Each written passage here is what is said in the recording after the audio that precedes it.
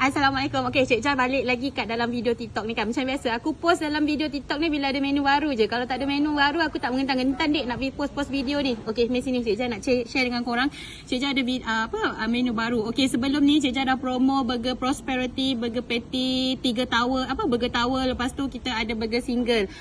Semua dok tanya, kenapa tak ada burger ayam? Kenapa tak ada burger ayam? Okey, meh. Cik Jan nak bagi tahu bermula hari ni. Hari ni berapa hari bulan ni? Aku lupalah.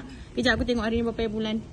Okey, hari ni 23 hari bulan, hari Khamis. Kita orang ada launch menu baru iaitu burger ayam tau. Burger ayam ni kita tak pakai round burger tau. Kita pakai oblong sebab ayamnya lebih panjang dan lebar. Kalau burger bulat tak nampak dek burger akak dek ayam akak. Lepas tu ayam ni kita orang guna ayam drumstick tau, bukan bahagian isi. Sebab korang tahulah orang makan daging isi ni diorang muak.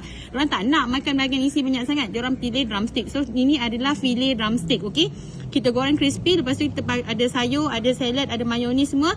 Pair dengan ada Indomie. Kalau korang tak nak Indomie, korang boleh request ramen. Tapi harga ramen korang kena add on extra charges lah. Korang tahulah ramen punya harga pun mahal sikit. Tapi set ni memang akan ada cheesy fries juga.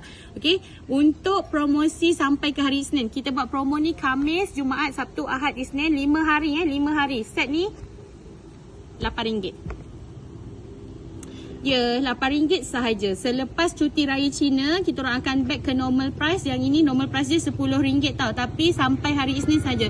Khamis, Jumaat, Sabtu, Ahad, Isnin ni RM8. Selepas cuti raya Cina nanti harga dia back to normal RM10.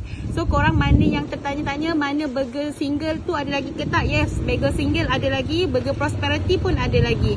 So korang yang mana mencari, yang ini pilihan yang lain lah. Kalau korang nak tak makan daging lembu, yang ini ada burger ayam.